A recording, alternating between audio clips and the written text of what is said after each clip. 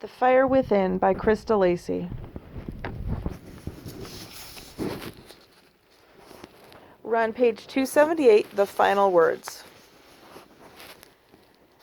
As a punishment, David didn't complete the story that night, or the next, or the next, or the one after that. No amount of pestering could make him type a word. Lucy told him she hated him more than cold oatmeal. He replied that her nose would grow for telling lies and threatened to stir his oatmeal with it.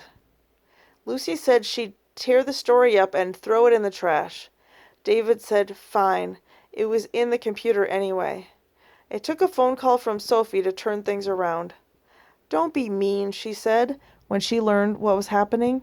I don't remember the windows being open. How could she have heard us? Write the story, or I'll set Gruffin on you.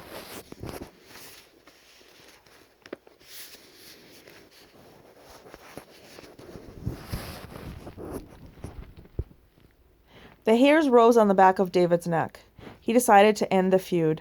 The following evening, he was lying on the sofa watching TV when Lucy slipped into the room. She was wearing her pajamas and bathrobe. I found this under my pillow. She flapped 2 sheets of paper at him. Gosh, that squirrel fairy is quick, he said. Lucy had visited the dentist that day. I read it. I gathered. Did you like it? Lucy shuffled her feet and flopped into a chair. When are you going to write some more? David threw her a glance. There isn't any more. They're the last 2 pages. You mean this is it? She held up a page and started to read. For the rest of that week, the library gardens were alive with the drama of the Nut Beast. Lucy! Snigger told his story so many times that he couldn't remember who'd heard it and who hadn't, and received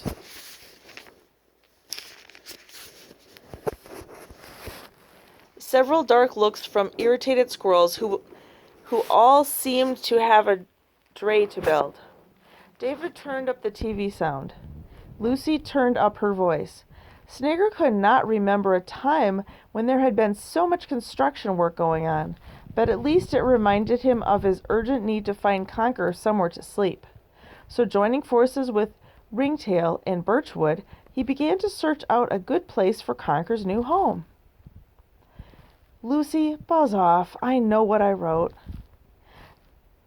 Taking into careful consideration Conker's climbing difficulties, they opted for a hollow in the trunk of an ash. The ash stood next to a notice board, supported from the ground by 2 metal legs and a sloping wooden strut. The strut was a perfect approach to the tree. In no time at all, Conker was able to reach his hollow without any fear of falling. I'm not listening. And so it was that the little squirrel settled into his brand new home and lived happy and contented life. The end.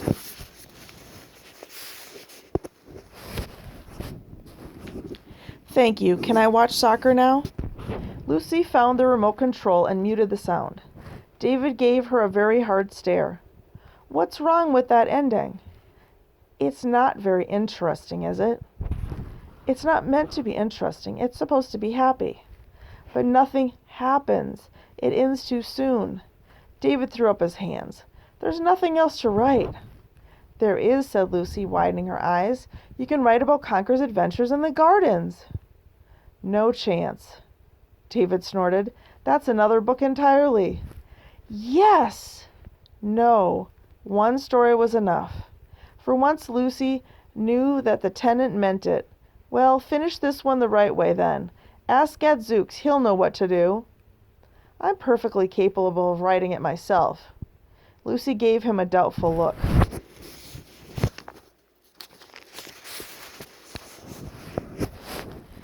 David groaned and snatched up the manuscript. All right, I'll ask the dragon. He got to work on it the following Sunday afternoon. Okay, he muttered, firing up the computer. This is it, the final words. He grabbed Gadzooks while the screen was clearing.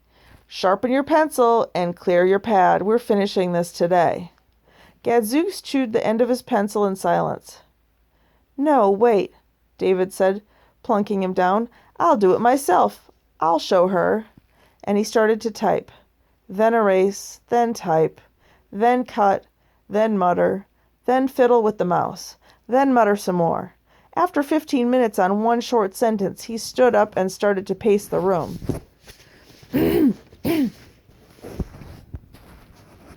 This is stupid, he groaned, running a hand through his hair in frustration. All I want is a nice, happy, believable ending. Sighing loudly, he turned to the window. Outside in the garden, shadows rolled across the empty lawn. What's really happening at the library, he wondered. He closed his eyes and tried to imagine. Without prompting, Gadzooks wrote a word on his pad. 9.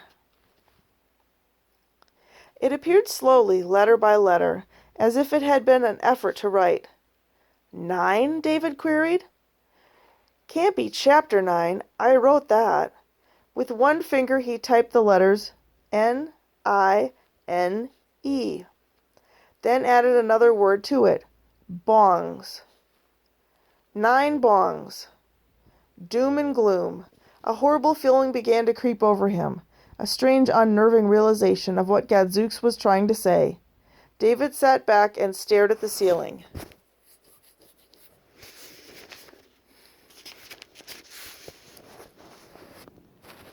No, he whispered. I can't write that. He waved his hands in front of the dragon. No, anything but that. At that moment, Sophie entered the room.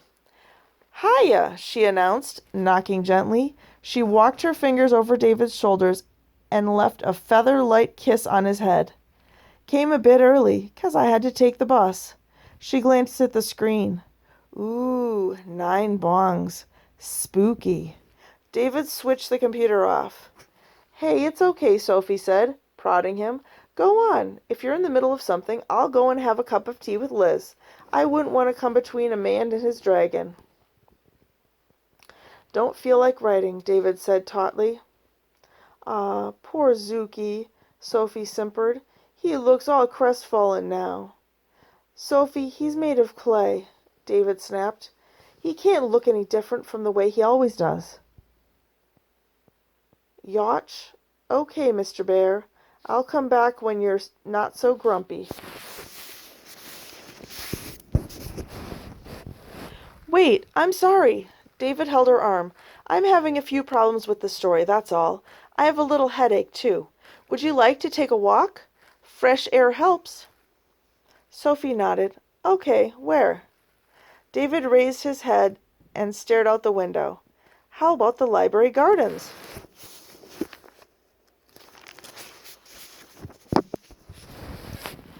Now we're on page 286, The Spotting Game.